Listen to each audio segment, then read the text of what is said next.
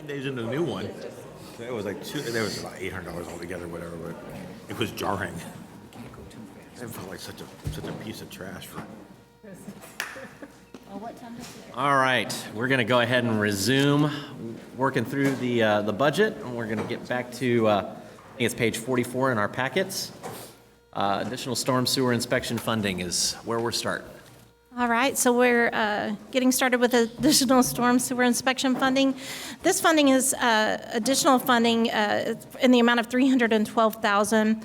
This contract pricing has risen from $2.50 per linear foot to $5.69 per linear foot. So it's been quite an increase over the last couple of years.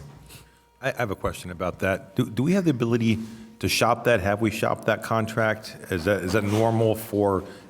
Are all vendors now twice what they were last year? I'm just curious about that. I can talk about that for a minute because I asked him that question after our discussion. And Ron Carson is here. He's the one who actually does this. But they've gone, this price change was over a few years, so they absorbed the cost for a couple of years. Okay. And then now they're like, it's just too much for our absorb, so he went back. But it also includes the location between the manhole and the street or something, I don't remember, but it added another element into the contract. This current contract expires in December. Okay. And so at that point, they'll either go out for bid or determine the better pricing for Fantastic. going Thank you. forward. Thanks. We have traffic signal funding at $650,000 and corridor signal progressions at $75,000.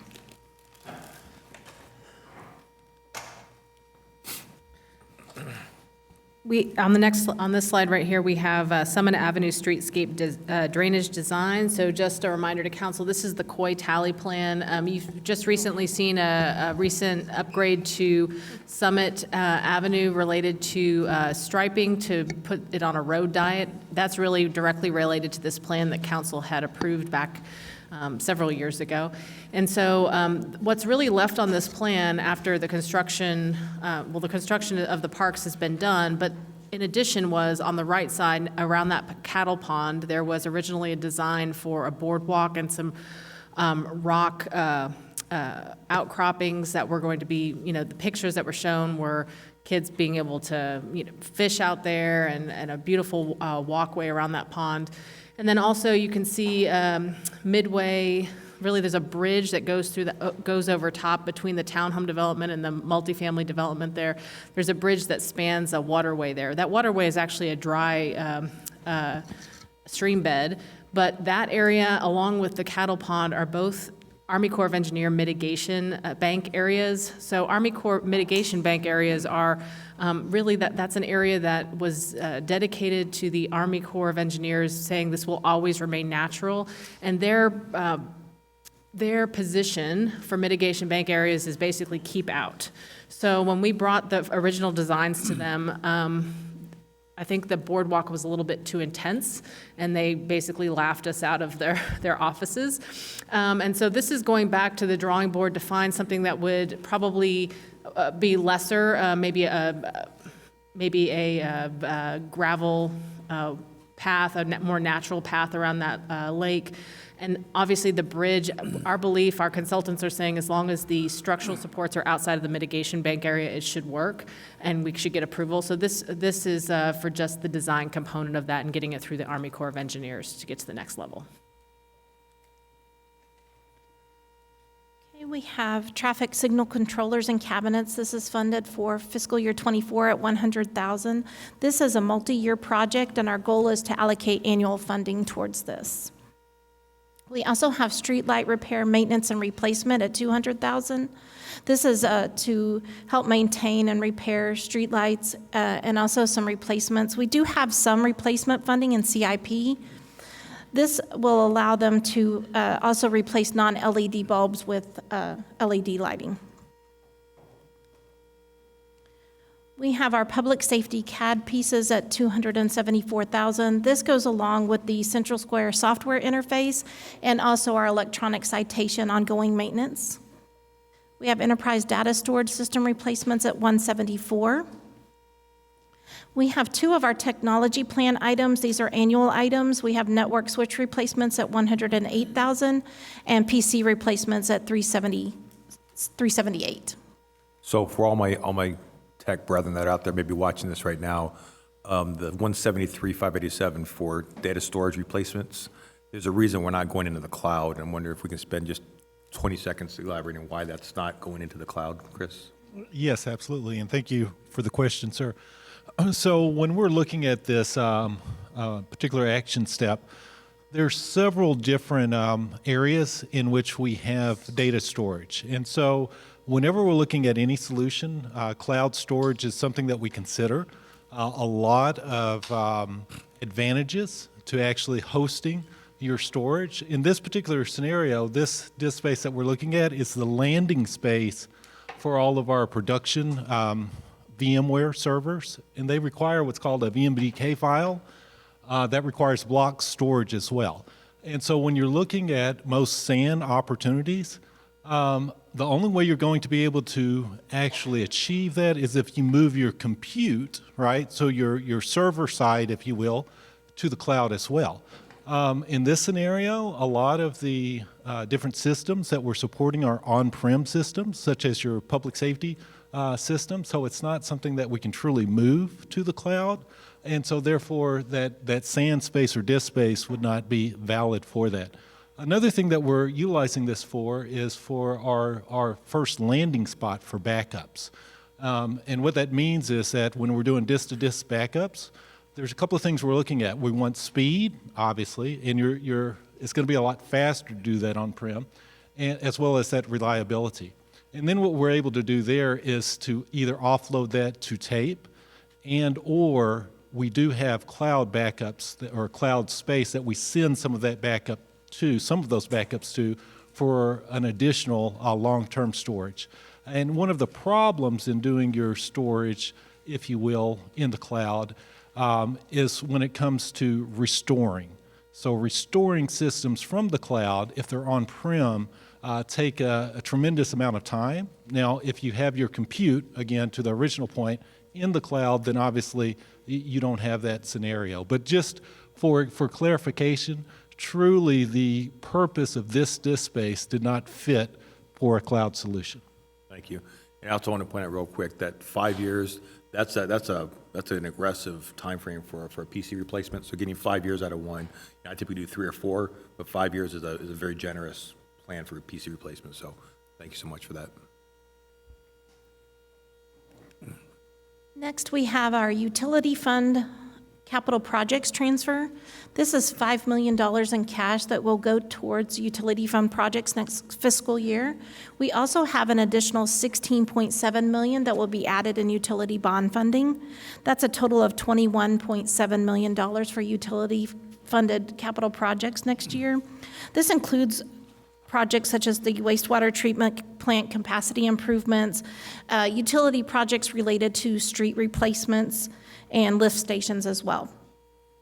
Can you define PAYGO real quick, please? Absolutely. It's basically pay as you go. So it's cash funding that we allocate to capital improvement projects that they can use as needed to fund repairs and replacements. Thank you. Two of our larger action items are related to software, and this says refresh, but these are truly new systems. So we are at about 30 years, I always say 20 years, at our utility billing software. So there are a lot of efficiencies that can be made with utility billing. It's truly at end of life. We also, with our utility billing, have, when we brought on Castle Hills, because of how end of life our utility billing is, we've been operating 2 systems since annexation, where we have basically 2 software systems we're utilizing. They're actually the same, one's in the cloud, one's not, but it's still requiring you to go into 2 different locations, our finance department. On top of that, one of the most important software programs you can have for your city is having an effective accounting system. And so ours is effective at this point, but what we're seeing and what we've seen, what we saw with our public safety software as well, is that our prior one is that when you stop reinvesting, when the companies stop reinvesting and then they bring on another package that they're trying to sell more, it's getting close to end of life for that they're really going to be transitioning to supporting another software system, which would force you to move eventually. What's precipitating this right now is you want to make sure that your accounting software is moving at the same time as your payroll and benefit software. Our payroll and benefit software, when we got New World, which is our current accounting system, we bought it as an enterprise system where there were many other modules that we were told are going to be just as good as the accounting portion.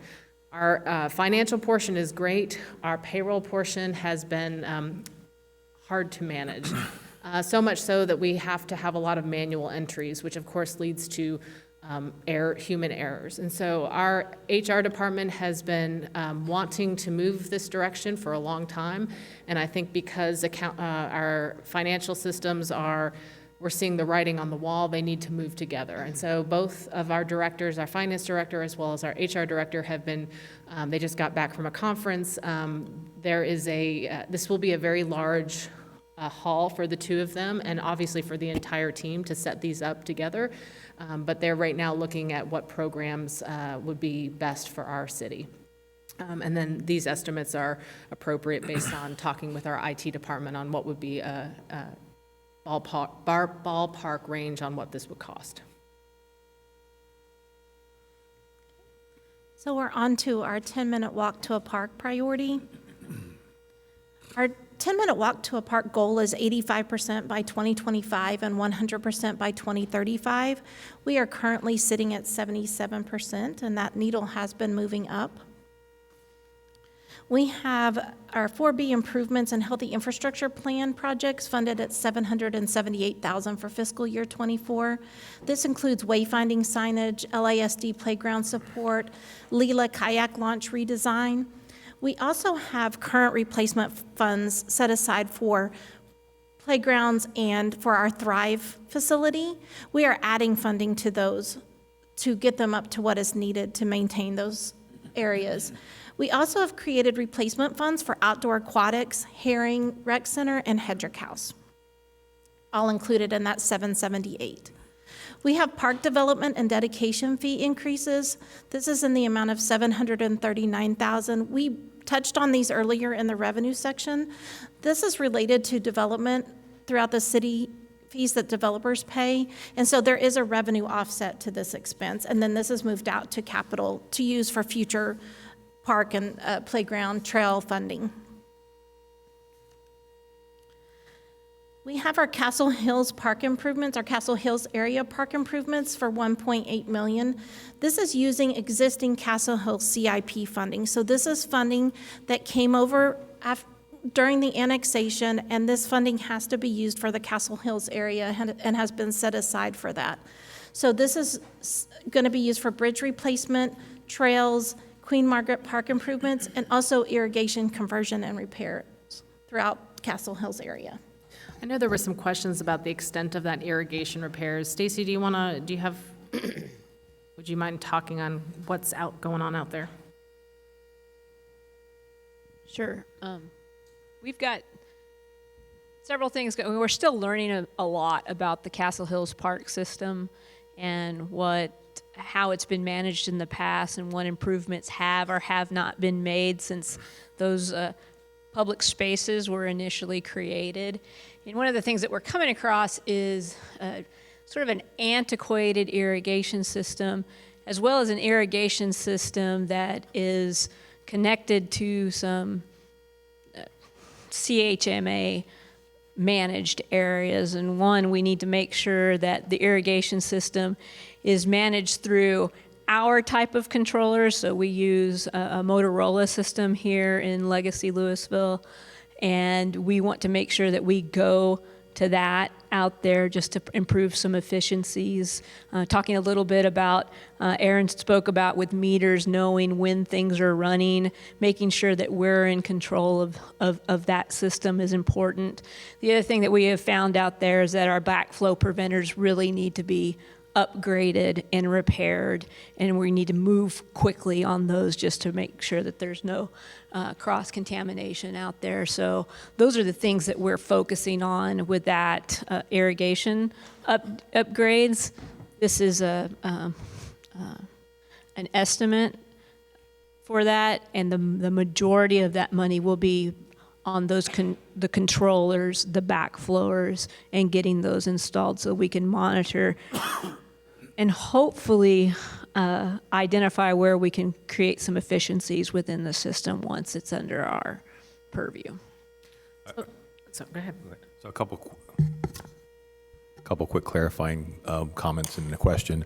So you'd mentioned CHMA, and I want to make sure we define that term. So that's basically the HOA, the Castle Hills Master Association. And what I take from that comment is that there's places where the public irrigation system and the HOA irrigation system, there's not as bright a line between those as there should be. Is that right? Correct, and that only exists because we didn't take every public Sure. space Yep. as parkland when that happened. So it's not that there is anything wrong, it's just us discovering where those lines did or did not exist and now delineating where they should. Thank you.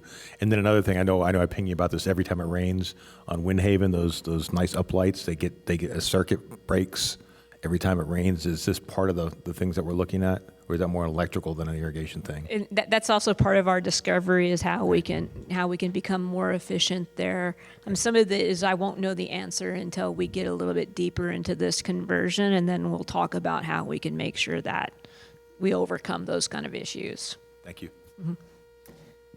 So I wanted to pause here and make sure that council, did you guys have any questions about the usage of those CIP fundings? These are being called out specifically just because there were funds that were set aside for Castle Hills. The funding came from, once we audited Castle Hills Water District boards, what they had in their bank accounts basically, and brought it over. So I wanted to make sure there's no questions or concerns. Okay. Makes perfect sense to me. So moving to employee recruitment, development, and retention. As Claire mentioned earlier, the compensation study implementation has had an impact on our turnover rates. For fiscal year '24, we are funding the full implementation of this program, the compensation study implementation. I should add that these totals include all funds. So we are adding an additional $2.7 million for fiscal year '24. We have the compensation plan market adjustment at $1.3 million. This allows the city to stay in that top 1/3 of our peer cities in compensation. We have the compensation plan, which is job family progressions. So this allows positions such as, let's say we have a planner, and this allows that planning position to move into a senior planner once they reach certain criteria, and that's budgeted at $467,000. And then we have lateral pay for the fire department. We're not anticipating a budget impact at this time, but we are authorizing the lateral pay for the fire department. Just to touch on that lateral pay, so the fire department is moving forward right now with their next posting or next hiring with lateral pay because they are absorbing into their base budget. There's not a number there because we don't really know. We know what the costs are generally, but we don't know what the long-term cost will be, net cost, because there's going to be savings. So if we're able to hire laterally, we're able to hire people with all the certifications to come in and be, full-fledged paramedics. At that point, we don't have to send our EMT, though, if they were otherwise hired as EMTs, send them to school to become medics, and then we also don't have to pay the overtime that's associated with that. So we're going to let this ride the first year, see what the actual net cost is, and then you may see some adjustments next year if there is any cost associated with it. This is moving on to positions that have been added for fiscal year '24. We have a GIS developer dedicated to the police department. This is funded out of the Crime Control Fund. Prior to COVID, we had a similar position also funded out of the Crime Control Fund. This was a vacant position at the time, so we reduced that position during COVID. So we're essentially adding back a like position for fiscal year '24. I point that out because the majority of these positions are either on a plan or a replacement. And our goal, because of the pressures of this budget, was to not add a lot of new programs and a lot of new positions. So that's really a replacement. Okay. Can I just touch base on that? And I want to clarify also the benefits to this position specifically is that it's making database decisions, letting data drive policing. And so really having all of that information to know where are we going to double down on sending traffic enforcement and making sure it's data-driven. Where, if we're going to be moving forward with any type of expansion of our nuisance abatement programs, we need someone who's going to be able to pull data from it. The great news is that we are getting close to completion of or implementation of our CAD software system and RMS system, our public safety software. And at that point, there's going to be a multitude of data that we'll be able to call from and be able to help Chief Deaver with knowing how to really spend his resources and spend his time. Okay, we also have an executive assistant for the city manager's office at $93,000. This position was reallocated to the city secretary's office for fiscal year '23, so we are replacing this position for fiscal year '24. At the bottom, we have two positions, the battalion chief and the fit captain. This is the final year of a 3-year implementation to strengthen fire operations. And so this will be the 3rd battalion chief and the 3rd fit captain that have been added. In the middle, we have the aquatics technician. This is the only entirely new position on this list. This is $124,000, and I should note that that includes a vehicle for this position. The aquatics technician will be responsible for aquatics equipment throughout the city, maintenance, repairs, and so it gives us that technical knowledge to make sure those stay in good shape. For clarity, these are not salaries. These are this is benefits and everything. These are benefits and everything, yes, sir. Thank you. Okay, moving on to justice, equity, diversity, and inclusion. Our first program is the Neighborhood Empowerment Zone. This is a $50,000 funding. This includes our Property Enhancement Program Plus at $30,000 and our Code Abatement Program at $20,000. So I wanted to dovetail on that. So currently, this is your Neighborhood Empowerment Zone number 2, which is close to your wood streets in Lewisville. But council has given us direction to expand these programs in two ways. One, the Property Enhancement Program, PEP Plus. We were having but for both programs, we've not had a lot of folks applying for these grants in the community. And so staff had really troubleshooted that and came to council and said, okay, these are our suggestions. Council directed us to move forward with those changes. One was the Property Enhancement Program Plus was to make it citywide and for older homes.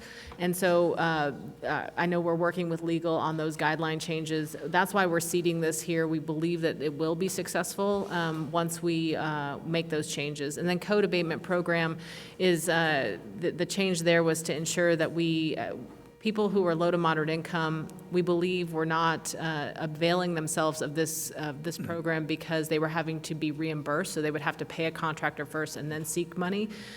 This would allow us to be able to pay the contractor directly for them. So we think that'll take away some of the barriers to entry for that code abatement program.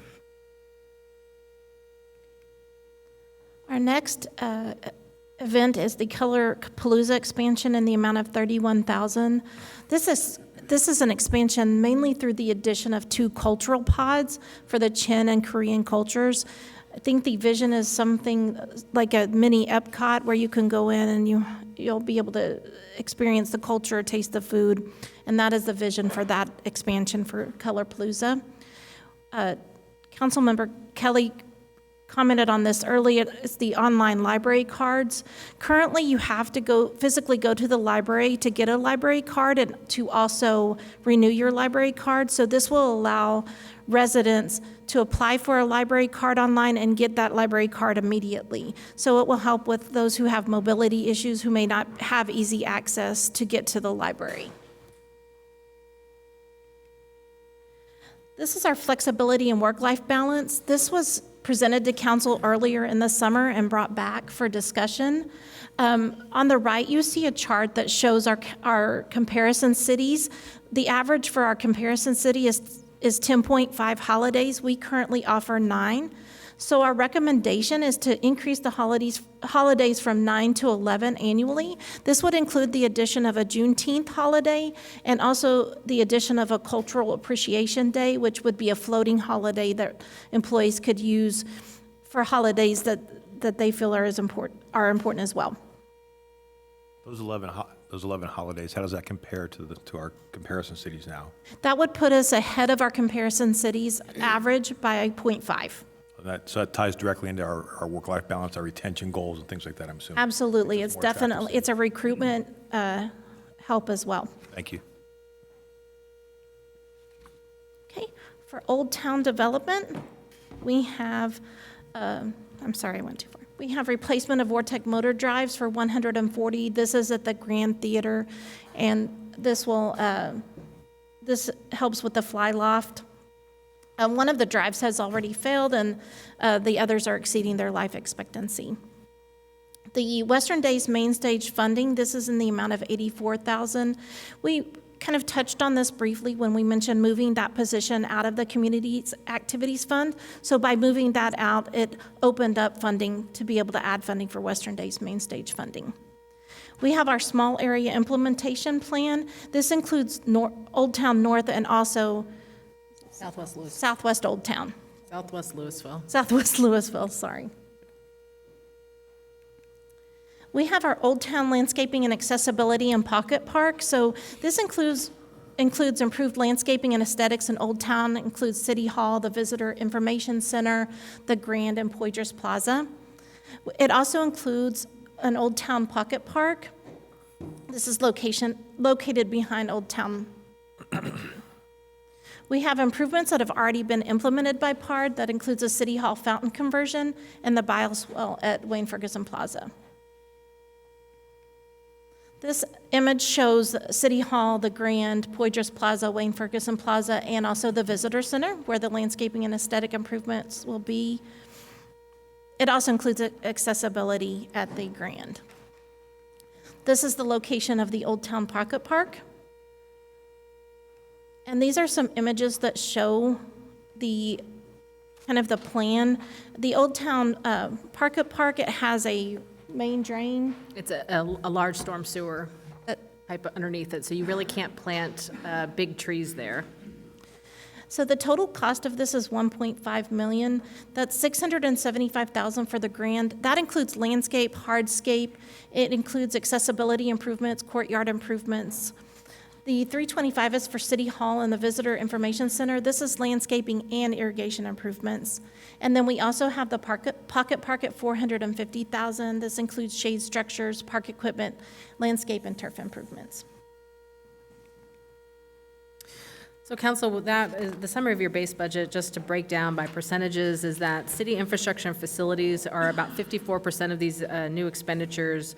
You have employee recruitment, retention, and development coming in second at 18%, and the remaining 28% is spread throughout your other city council priorities. And this is we show this to you every year. So City of Carrollton does a study of municipal costs of service comparisons, really looking at costs for service and what you get in return. And City of Lewisville remains the top value for taxpayers compared to all the other cities. Carrollton is number 3 at this point. So we feel really proud because we didn't actually produce this. Someone else is basically pointing out that we are number 1. So. I will watch this graph every year. Thank you, Carrollton. So moving on to discussion of recommendations for unfunded items, we're going to have our directors come up here and speak to these items. Our first set of items is the unfunded in the general fund. And so Chief McNeil will speak to the blocking apparatus. Okay, our blocking apparatus, this is just one piece of our highway safety program. It is really important to police and fire, our public safety, as they're out on the road. This has evolved in response, shall we say, to driving practices and the amount of traffic on the highway, just to take care of our safety. We started about 13 years ago. We added a second engine to highway calls just to block. So we're providing this service and have been for about 13 years. And before that, we were still providing it was just with a single engine. But as traffic has gotten worse and I guess the habits of our motorists have gotten worse, we've added this extra apparatus for safety. And then about 4 or 5 years ago, we added a holdover engine that was just dedicated to providing scene safety. This is, and when I say scene safety, we're providing safety for our first responders. That blocking apparatus was really to protect our frontline apparatus. So the cost and the downtime of one of our engines getting hit is very detrimental to our service. So these blocking apparatus protect our frontline apparatus, and it has served our purposes well. But we've been hit 7 times, I believe, in the last since this program started. This year, we've been on the highway with our blocking apparatus over 350 times, and that's both for police and fire calls and sometimes PD call out just for their use. So this apparatus that we're looking to go to is what you would see very commonly on the highway for construction crews or highway department use, and that's the reason we're going with this. The mobility of it to get to a scene quickly through crowded traffic from an accident scene, and then just the familiarity for our citizens that are on the roadway. They're used to seeing these types of vehicles. It's got large signage that they can see, gives directions, and hopefully it will increase their ability to respond correctly on an accident scene. The piece of it is called a scorpion or an attenuator. It's an articulating boom that will fold out. It's 2 sections. It's a crash impact device, and it absorbs the impact of a vehicle hitting it, provides safety to the citizens, and added benefit is that can be removed and will absorb a pretty high impact from a vehicle, and the truck is still usable. We can take that attenuator off and put a new one on and be back in service fairly quickly. So this is another step in what we do, and as I said, just another piece of our highway safety, providing that increased safety for our first responders and our public. Thank you. Our next unfunded item is the 2024 compensation plan 3% merit increase, and Tad is going to speak to this one. Good morning. So on July 3rd, we spent some real time together talking about part of our discussion was around the compensation philosophy for city staff. So just a quick reminder of that, the 2 main buckets that we focus on are market competitiveness and then merit increases to move folks through the range. So we're really appreciative that the budget as it's currently built includes the vast majority of those elements. This is the one that's not specifically currently included, which is merit increases for the majority of our employees. This is separate from our police and fire steps, which will continue. But for everybody else in the organization, what merit does is that's their way of progressing through their ranges. So when we did the compensation study, it was built on an assumption that on average, folks would move about 3% within their range. So it's an important element of our overall retention plan. Looking back historically, we did a 4% merit this last year. For 4 of the 5 prior years, we did 3% per year. So that's been kind of the track record.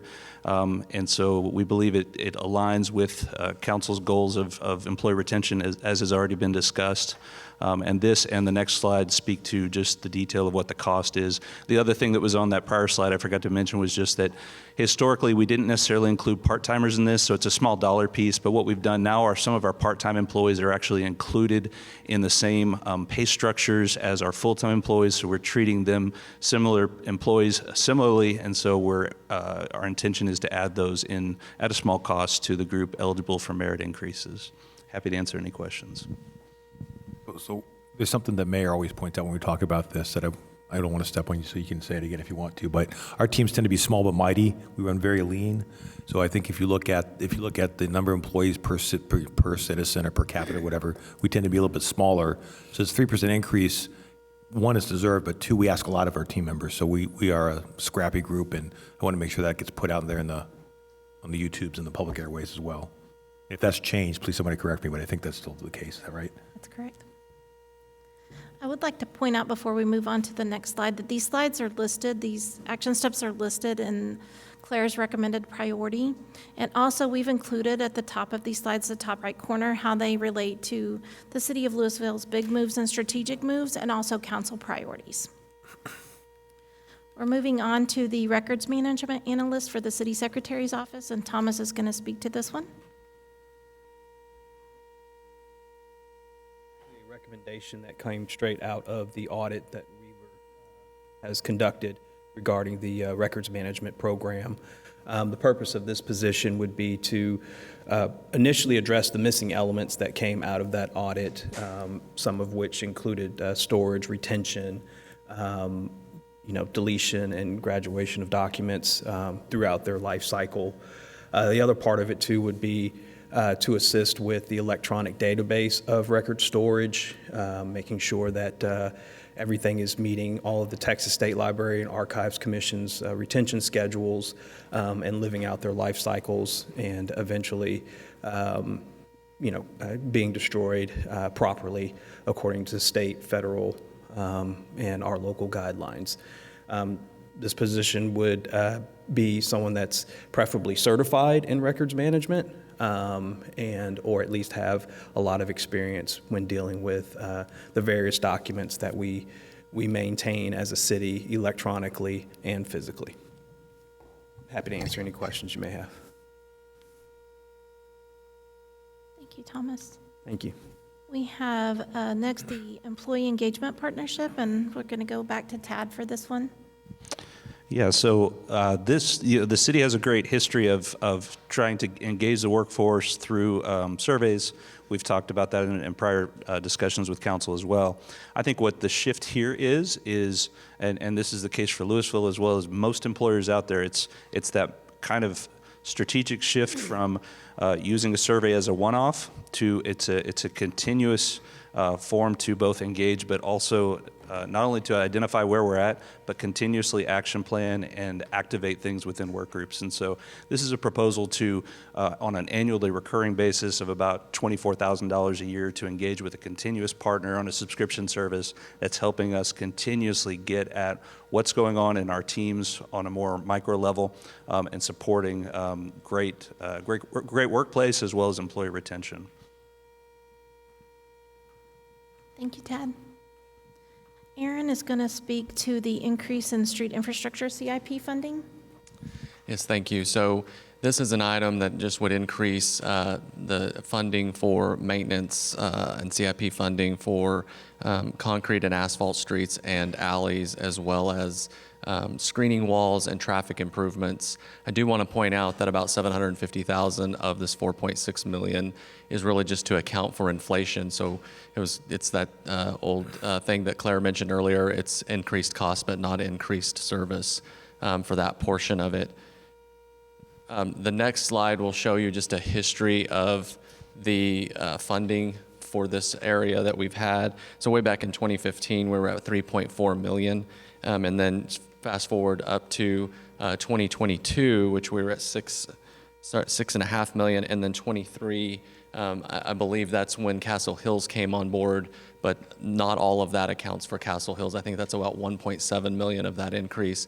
The rest was an increase in infrastructure funding coming from increased revenue from increased valuations. So council, instead of lowering taxes, committed more money to infrastructure. And I can tell you, as a new person in Lewisville that's worked in some other cities, it is noticeable. Your commitment to infrastructure is noticeable, and I appreciate that greatly.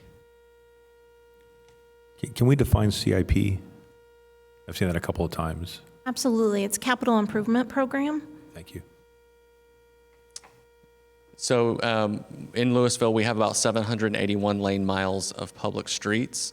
The majority of the streets, about 93%, and then 94% of our alleys have a pavement condition index rating of above 55. And so that rating of 55 is key because that's the cutoff point where we determine that particular street or alley is failed, and that's where I turn it over to David and say it's time for complete reconstruction, because at that point, any maintenance dollars that we put into that street or alley are really just putting good money after bad, so it's time for reconstruction. So our focus as a maintenance department is really to extend the life of those streets and keep them away, keep that PCI rating above 55.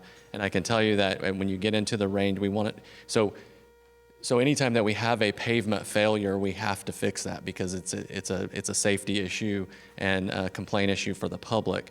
Where we want to make sure that we're putting maintenance dollars is in preventive maintenance. It's much more cost effective and several orders of magnitude more effective to put maintenance dollars in preventive maintenance to prevent failure. So any level of funding that we can put towards that preventive maintenance is very helpful and actually saves the city money in the long run. Can we, what are the ranges of the PCI scores? Is that 0 to 100? It's 0 to 100. Our overall average, I believe for the whole city, is about 74.5. So our goal is to get that up to about 86. So that's what we're working towards. And Mayor and Council, just to clarify, so last year, really because we knew Council was prioritizing reinvestment, cash investment in infrastructure, we had asked the department to come up with a request. And I think the request last year was something like $6 million, over $6 million. We were only able to fund about the 4.6. So the number here came from just doing the exact same number as last year. We know that we were able to spend this dollars last year, so I think we have the capacity at this point to continue on.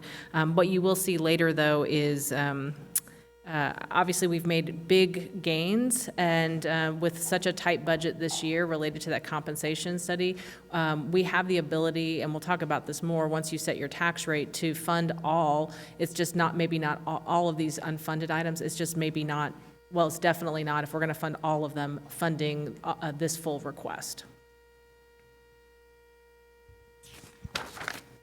Okay, certification pay increases for public safety. We're going to go back to Tad. Okay, I think this is my last one.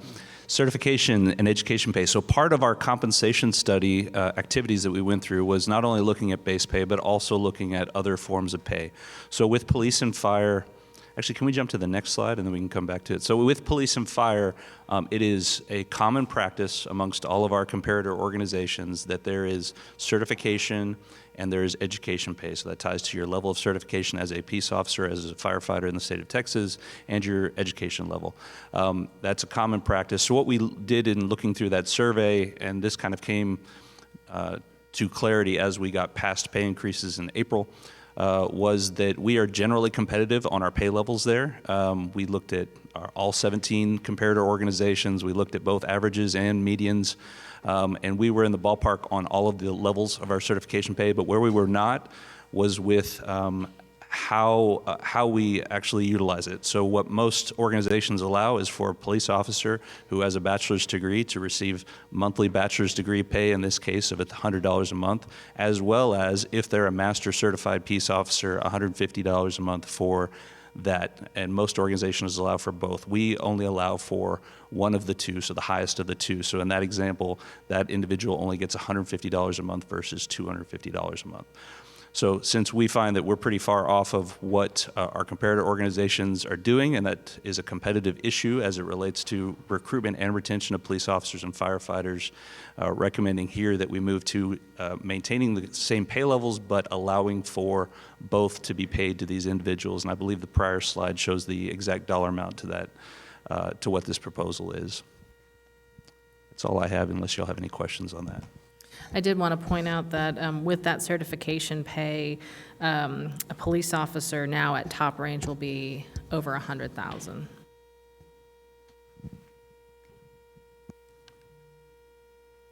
All right, we are to the missing sidewalk segments, and back to Aaron. Yeah, so this is really, if you could just go ahead and go to the next slide, this is to address the gaps in our sidewalks, not installing long distances of sidewalk, but really trying to make those connections of existing sidewalks so we improve our pedestrian access throughout the city. What you see in this slide in the dark color is where all those gaps exist. It's an item for $125,000. I can tell you that we estimate that the gaps is about 770,000 square feet of gaps in sidewalks. To give you some perspective, 125,000 will build a little over 12,000 square feet. So what we'd like to do, or what we're planning to try to do, is leverage some grant money that may be available from North Central Texas Council of Governments, because that grant money really aligns with our goals perfectly, which is safe routes to school and then connections to trails. So those are typically 80-20 grants where we would put in 20% and COG would fund 80% to try to leverage those dollars and make them go a little bit further. And just to put some clarity out there for residents who maybe don't understand how this works, this isn't a failure, it's just a development pattern that the city has used historically. So many of these gaps are simply that particular lot or parcel has not been developed. When it's developed, that's when the sidewalks typically go in. But as we're at a point now in our history where it's more redevelopment and infill projects, many of these have been empty for years and years and years. And I can speak to a few little parcels there near Huffines Middle School. So for me, I think this is a really important piece. And I get that it'd be nice if somebody would develop that parcel and put that sidewalk in, but I've got kids that got to get to school. I got families that want to walk to parks. And I just, at this point, I think it's relatively short dollars to finish that bit and not wait for it to be developed. The other thing I will add to that is that currently the recommendation from the Blue Ribbon Committee, which we're going to have another touch base with them before we submit it to you guys in the fall, is approximately a $2 to $3 million project for additional sidewalk segments in those connections, so that there is a future project, if it gets approved by voters and by council, to put on an election to do more of these types of things, and that was a priority for that Blue Ribbon Committee as well. I know that sometimes an issue with some of these missing segments also has to do with right-of-way. Is that an issue with these, or are we good on, we have public right-of-way in these spaces that this can be built? So we don't have identified location right now on this specific situation, but there could be. I mean, what we're going to do is basically take this map, which shows where they're missing segments related to schools, and then we're going to overlay that with a map where there are nearby parks and nearby trails, because we're going to try, with such a small amount of money, we're trying to look at where is the most impact for the smallest amount of money. So once we do that data-based decision-making, at that point, we would have to look at, okay, is there right-of-way acquisition or not? The good news is if it's a property that is developable in the future, they're going to have to build, once they develop, they're going to have to build a sidewalk anyway. So I think a lot of times there will be a willingness for people to dedicate right away to us, because we're going to take care of it for them, before they ever start developing. Okay. Thank you, Erin. Next, we have the traffic calming King Arthur Boulevard, and David is going to speak to this. This project addresses our well-documented speeding problem on King Arthur Drive that our citizens spoke about at the beginning of the meeting. This project we'll start out, we'll hire a consultant to actually do some design work, and it's going to include elements, probably a lot of striping of parking spaces, adding bike lanes, probably some bump outs at some intersections, crosswalks, additional signage, probably more of those interactive speed limit signs that we see. And it'll also include a public input component as well. This is in front of a lot of people's homes, so we want to make sure that the homeowners that front this street are also happy with it. This takes into account where we have our worst speeding problem, and it's this section of King Arthur Drive. excuse me, that actually has homes fronting on it. So it starts roughly around Morgan Le Fay Drive and extends eastward to Lady Lore.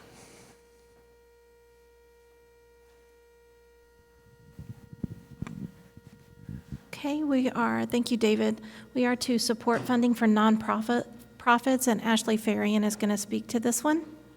So our current CDBG and city funding for our nonprofit partners is very specific to those that provide direct services to our Lewisville residents. So our partners such as United Way and Serve Lewisville don't really fit into that mold because they are providing what's called backbone support to those nonprofits that provide that direct service.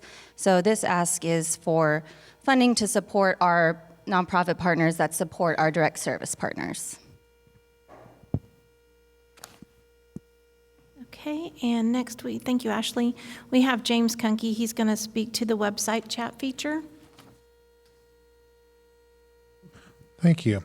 So this would be an addition to our city website and some of the sub-sites as well, such as potentially library, parks, economic development. We have the ability to do it with all of them. And it is a form of artificial intelligence. It is not open AI. It would be limited to content that's already housed in the back end of our websites, and they all share the same content management system. Essentially, a user at any time, 24 hours a day, 365 or 66 days a year, could go in and ask this system a question. The system would search through all available information in our database and develop a plain English answer. The answers get better over time. This is a self-teaching, self-learning system. Arlington has one, and in their first 3 months, about half of their requests ultimately led to I can't get the answer for you, contact this person. But after 6 months, that was down to less than 10%. McAllen recently added theirs, and in their first 3 weeks, it was less than 50%. So the system's getting smarter. And then it would learn over time as responses are given and users either say, yes, that's what I wanted, or no, it's not. We would plan early on a very public launch of this and actually encourage residents to go in there and just start asking questions to try and speed up that learning curve so we're not waiting 3 months. We get it done as quickly as we can.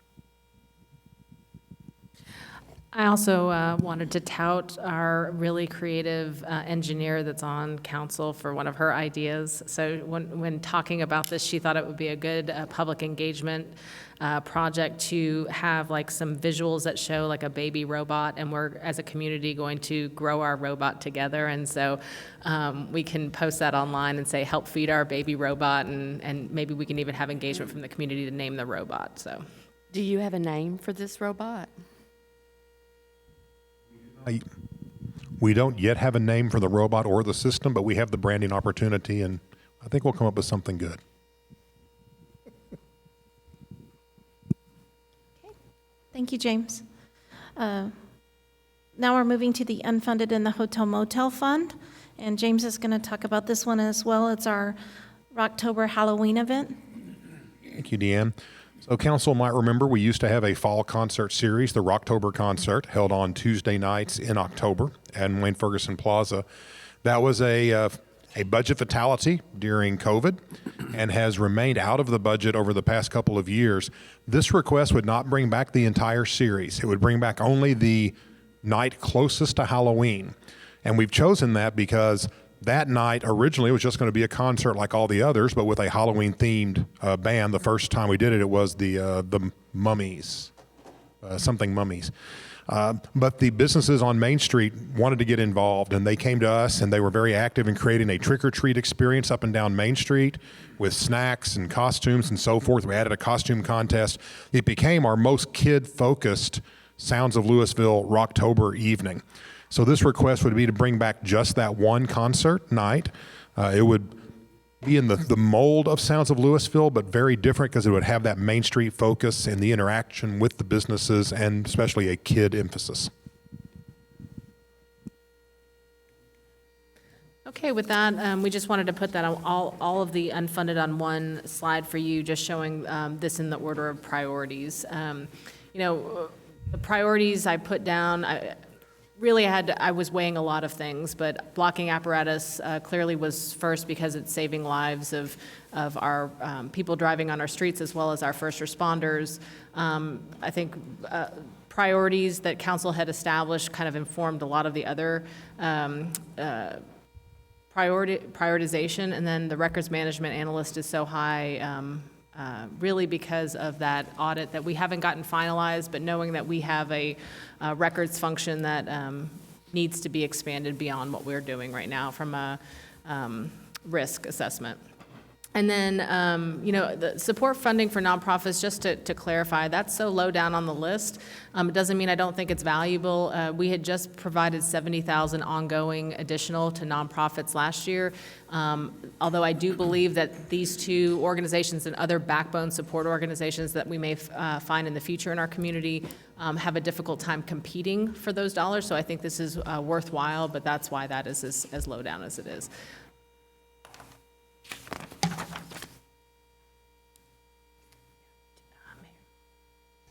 Mayor, we do have lunch here if you would like to take a break before we get into the really exciting stuff about tax rates. That makes complete sense. Let's go ahead and take about 15 minutes for everybody to grab plates, and we'll go from there.